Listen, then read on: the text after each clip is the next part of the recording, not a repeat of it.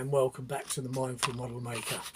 I'm going to do some gloss green on this. I've given it an undercoat, and there's me trying to do the undercoat tin again. Let's start with a proper one. So this is Humbrol Gloss Green number 3, which is the same colour that I'm actually painting the Airfix 4-stroke engine, which I have taken a little bit of a back seat, but I just wanted to get this on to a certain degree because I'm going to start making the actual planters that's going to house the railway track to go in the garden. So I've got the timber of various bits, so that's something that may start this weekend coming. It just depends at the moment, but yeah, so I would like to just take the time to just get this painted up, put the gloss on, a couple of coats of gloss it'll probably need,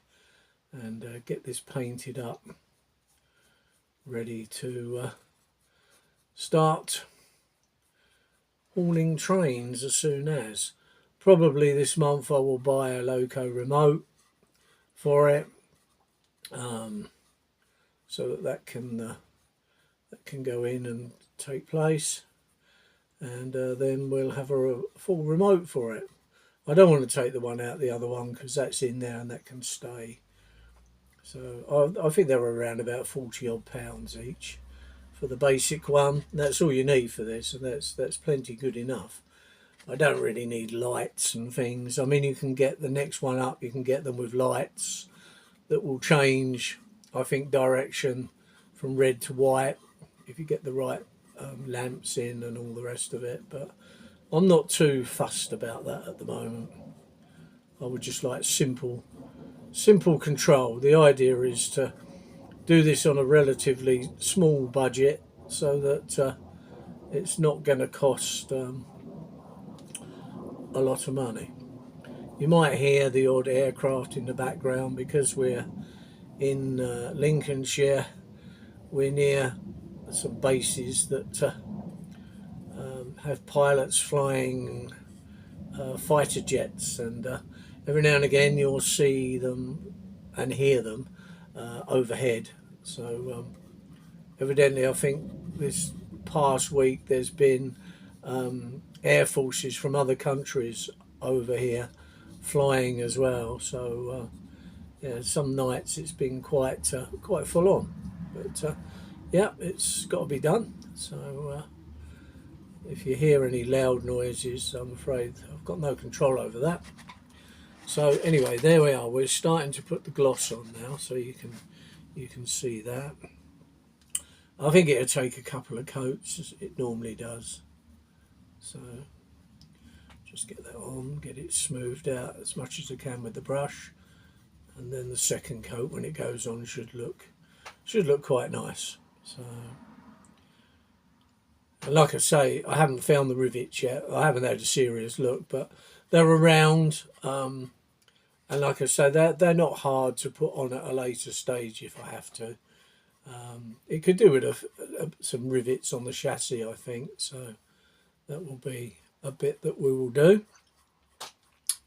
So these planters, what I've done, I've got on eBay. I bought 20 lengths. I think it's 1.2 meters long lengths of it's all been denailed and everything. It's pallets.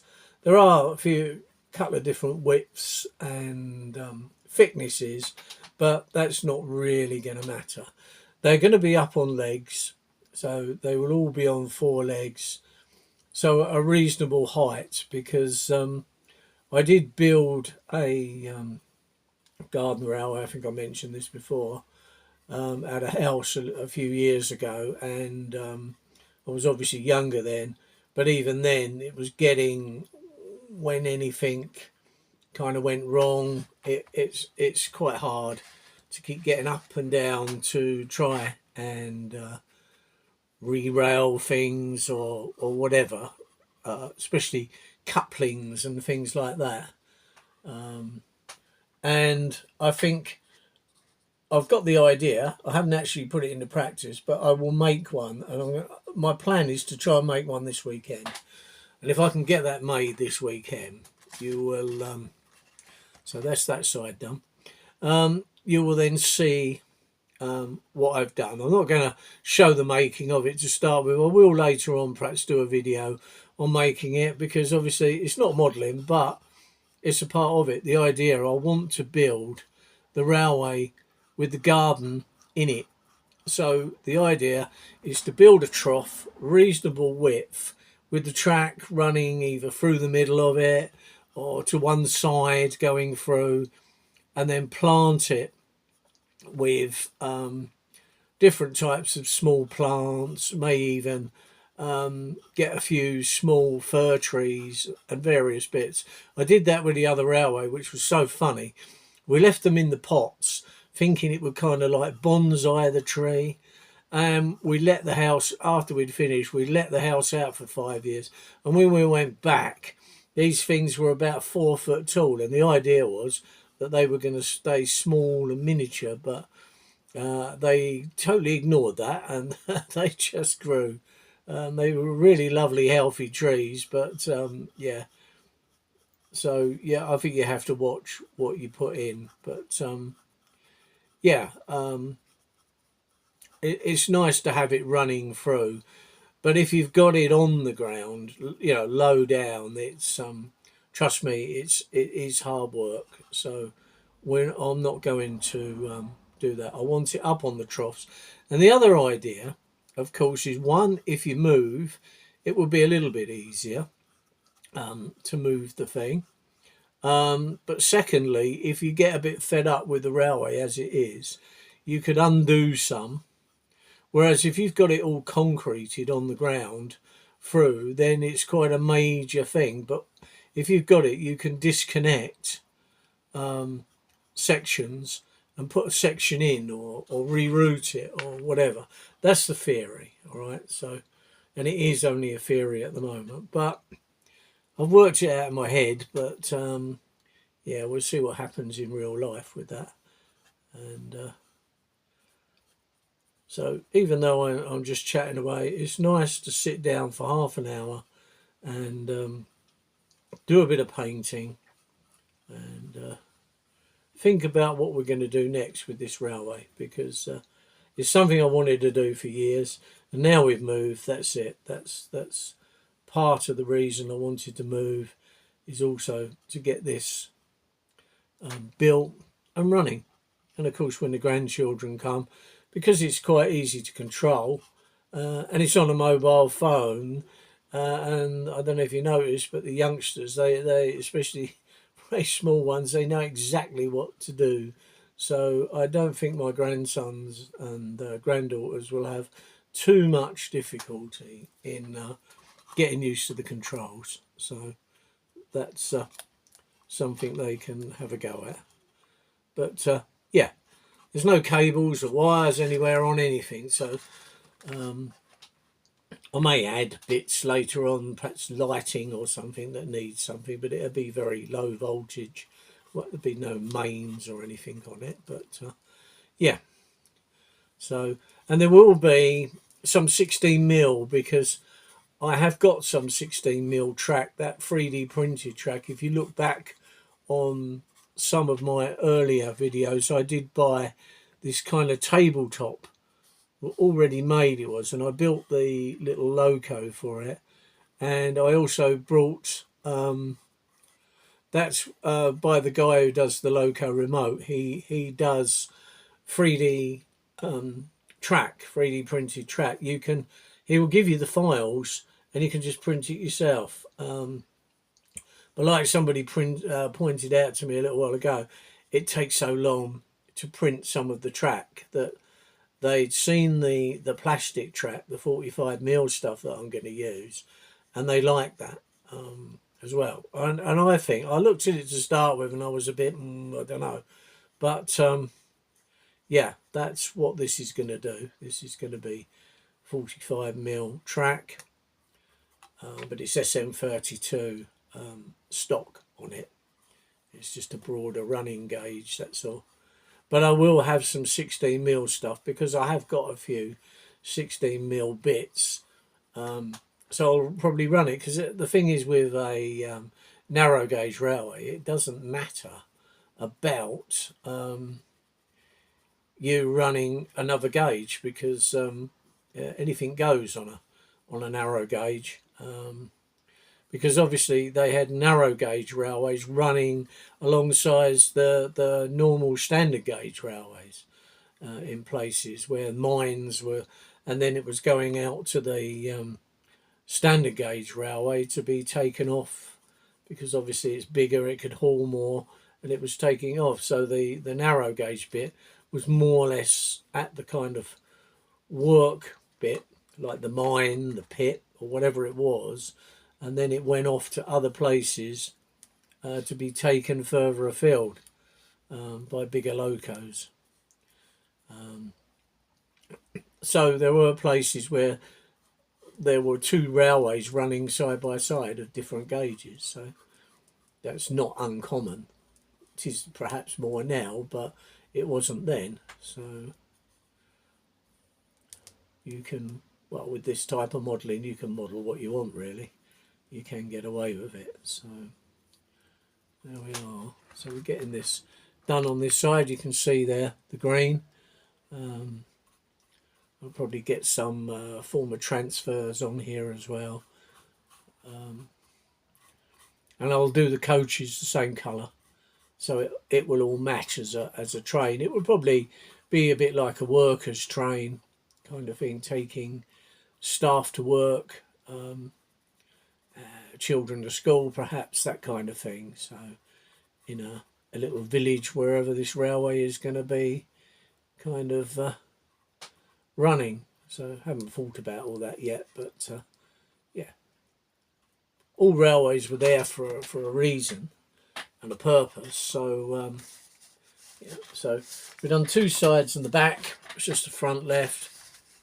And then once we've got this front done, we'll start thinking about putting the detail like the radiator on and things like that, and it'll start to perhaps look a bit more like a loco than a kind of a little shed, or maybe a little greenhouse at the moment, because it's green.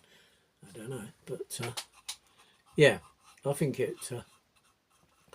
I've had the chassis running around, as you see, but I didn't need to test anymore, because I know with these PS models they run brilliant. I just think they're amazing for the money, to be quite honest. And if you have a go, you won't be wasting your money. You'll get something that will actually give you hours of fun. Yeah, you can spend hundreds and thousands of pounds on locos for this kind of gauge if you want to steam and all the rest, but you can get just as much fun with this, and you can play trains more with these type of things. So if you want to do shunting, whereas if you've got live steam, yes, I've got a live steam loco that's radio controlled, but it's a lot of fiddling around, and you don't get always the length of time, because it will only last for so long. Yes, I've got one with a Goodall valve, and I can put water in, so I can make it run for a lot longer. But because you can't put gas in, because it's if it's already alight and you try filling with the gas, well, put it this way, I wouldn't want to be doing it. But yeah, with the battery, yeah, it's a quick stop, change the battery, and away you go. And these batteries on these things are amazing, really, and they last for so long that I can't get over the fact that other ones still got the original battery in it, that when I took it down to the club down in Kent and run it on that layout on the railway, the outside railway, and I left the battery in it, forgot all about it because we were moving, and it's that was the one you see going round in that little short that I made the other day, and it's still going, and it still had about 75% of its power. So, you know, and then batteries are cheap anyway. Like I say, if you get the Loco remote, the guy will tell you on eBay the place to buy the batteries. and they are batteries that are already done with a charger and everything else. Yeah, so it's all there. Anyway, it's just a quick one tonight, just to get that green. I might just give the red another coat actually, because the more you start doubling up with the coats, the quicker and the better it'll start looking. So now it's looking a bit greener, and once that gets that nice shine on it, which I like, then it really will start to look like a loco. So there we are. And if you like this, then please subscribe, hit the bell button, and then you will be able to follow on. Sometimes it's just me sitting here painting, all right, that's okay, but this is the therapeutic side of model making, because I think we make models and we do things not just because we want to make things, but it has another benefit as well. You get satisfaction out of it, and put that on there, and it just calms you down. It's a good thing to do, even if it's only an hour at the end of the day. If you can get that hour and just come and do it, then you'll find I find it extremely therapeutic. So yeah, I think that was a red undercoat, flat matte, that we used on the last coat of the red. So this red is a Revell, I think. Yeah, Revell colour red. This pillar box signal red. I would imagine that is. I don't know if it's got a number on it or not. Let's have a look. 31. So it's a Revell 31. It's a nice red. It's what I would call a buffer beam red anyway. So I use a slightly smaller brush, I think, for this. I think I'll start to need some newer brushes because they're all getting a bit thin. What's in that one? Let's have a look what we got here. Yeah. So, yeah, I need some newer brushes. I've had them for a long time, but they start to go after a while. So there we are. So that's the red going on there now. So I'll try and paint it so that you can see at least something of what I'm doing. Get that in there like that.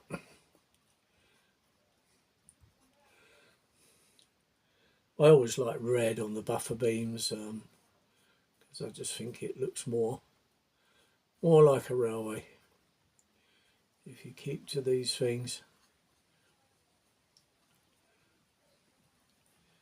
But, I will be doing at some point some work, because I've got to gauge 1 class 33, which I'm into building. I've got all the radio control stuff for it. It's got all the motors in it now. And I've even got a proper sound unit, which cost an arm and a leg, but it is a full-blown live recording of a class 33. So it should sound like the real thing. And it's all packed in the box next to me there, but I haven't done a thing with it yet because I just wanted to get this done. And then I have made some videos on the first bits of making the class 33, because that was 3D printed, and it took me a long time to get the cabs. And then I found somebody that 3D printed the interior cab for me to get a very accurate.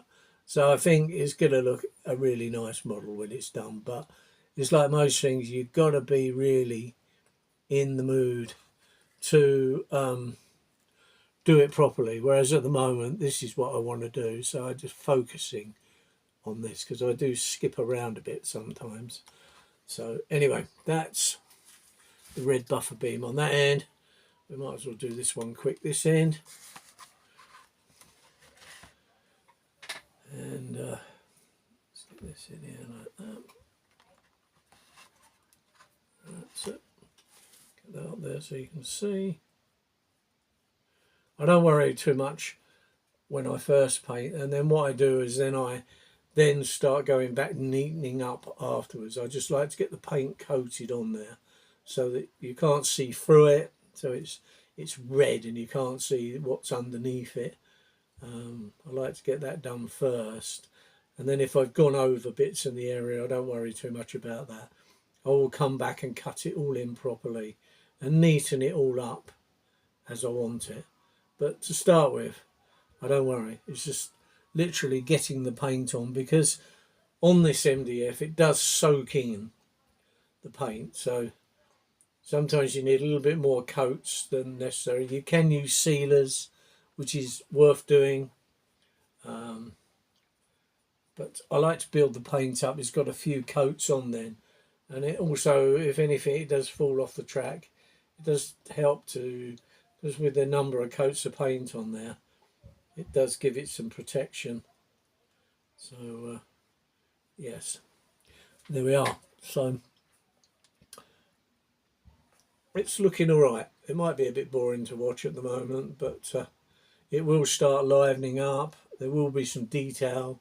I will get a driver to go in the cab as well, because I think, especially if you've got children watching it, it just looks a bit better with somebody in there instead of just seeing something going along with nothing in.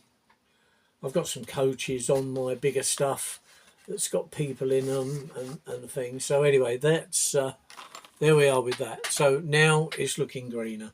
I think another coat, at least one more coat of the gloss green, will really start to set that off. And then of course we're going to start thinking about what I said about doing on the roof, about putting the struts, cutting the plastic, because the plastic's quite big. Cut that down first, get a centre line on that. It's always best to have a centre line, because when you put the glue on it and all the rest of it, and then you line it up, you find that it's too far one way on that, because then it's difficult to line. So I like to put a centre line on there and a centre line on the actual plastic as well, and then I can kind of eye it in and give me a bit of an idea about where we're going with it all. That other brush has gone a bit hard, so I'm going to try and mash that down a bit. I don't know why it's gone hard. There's only paint that's in it. But like I say, I've had some of these brushes 4 or 5 years, some maybe even longer than that. So, and I'm just trying to clean it up a bit anyway. It's got something on it. But anyway, that's a bit better. And let's just check that. Yeah, that one's nice and soft. Okay, so like I say, if you like, please like, subscribe. If you've got any comments, put the comments on, because I will answer. Don't tend to get many comments. People just, I think, seem to watch and that's it. But yeah, please comment on the bits that I'm doing. Tell me what you think, and then we can go from there. But anyway, that's it for this evening, and I'll be back, and we'll try and advance this on a bit more and start to make it look more and more like a Loco. I think we'll get the radiator cut out properly, put on the front, paint a bit more of the interior. Got the brown wooden floor inside, but we'll do a bit more work. Anyway, that's it for now, and I'll see you in the next video. Thank you very much for watching. See you soon.